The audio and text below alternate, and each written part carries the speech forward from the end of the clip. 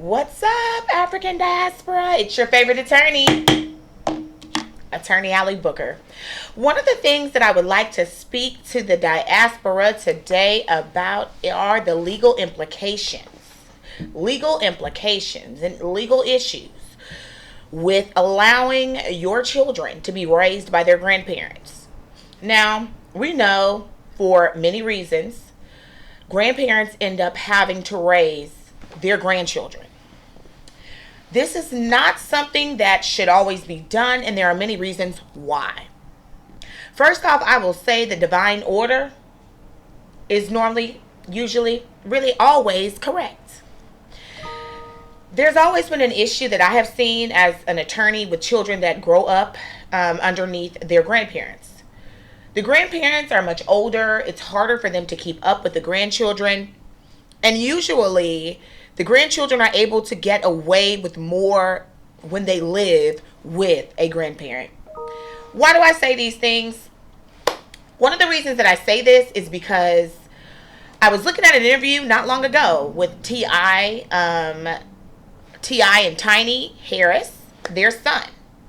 Okay, and one of their youngest sons, has been known to kind of wreak havoc in the community. He wasn't the best student, and he finds himself getting involved with gunplay or accused of such every now and then.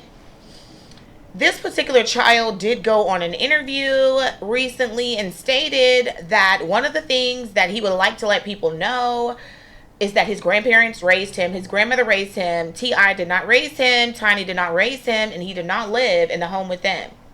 He felt like being on the show kind of gave people the wrong understanding or thought process about who raised him.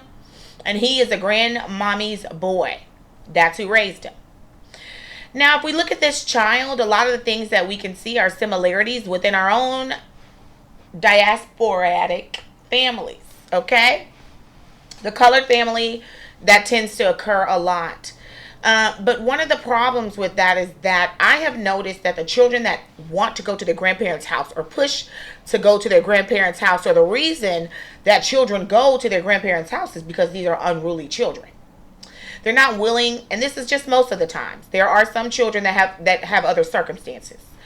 But a lot of the times the children are unruly. They're not willing to follow the rules of their parents' house or home. Their parents are catching them, doing no good things, punishing them for it, taking things away.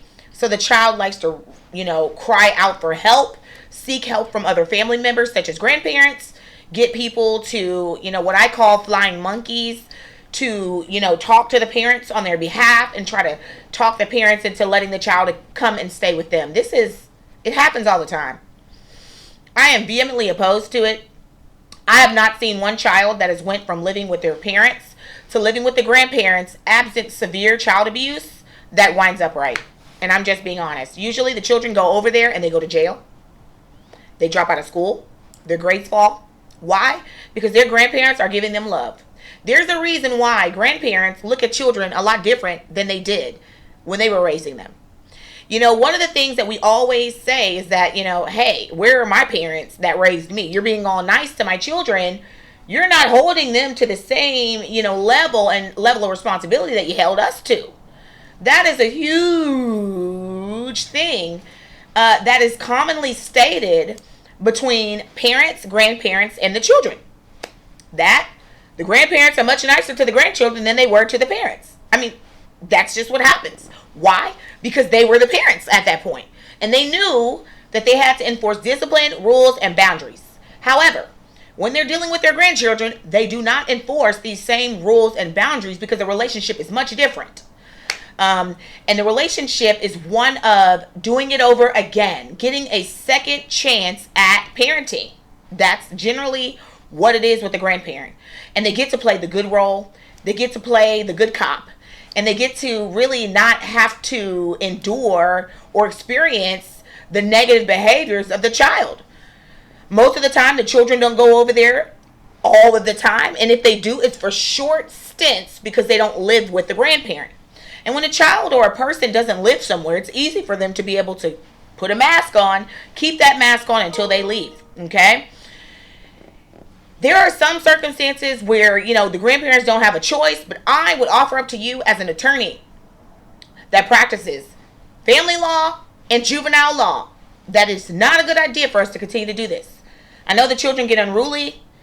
CPS is called. We're trying to work and make our money and do what we need to do, and it takes time away from our jobs. And some of us have even lost jobs due to these unruly children. But the fact of the matter is, they don't get any better when they go over there. They get more leeway, okay, and more freedom. And that's not what a child that doesn't follow the rules of your house needs to get. Now, if the mother has drug issues, the mother has financial issues, she just cannot do it. Sometimes it's good to move the mother in with the grandparent so that the grandparent can assist the parent, or vice versa. Now, if there are drug issues involved and a parent is a heavy drug addict and there's needles and whatnot around the child, then of course, grandparents should do what they need to do. It's better to have some supervision than none at all. And in those circumstances, the parent is not a proper supervisor, is not raising the child properly, and it's best that they go to the grandparents. But we need to pay attention to when we're sending our children to these grandparents' homes. And I want you guys to look into your own lives, look at the lives of your friends, look at the lives of your church members, look at the lives of your family members, and you tell me whether or not these children that hike it over to their grandparents' house and get their grandparents to, lobby on their behalf, do any better when they go to their grandparents' homes.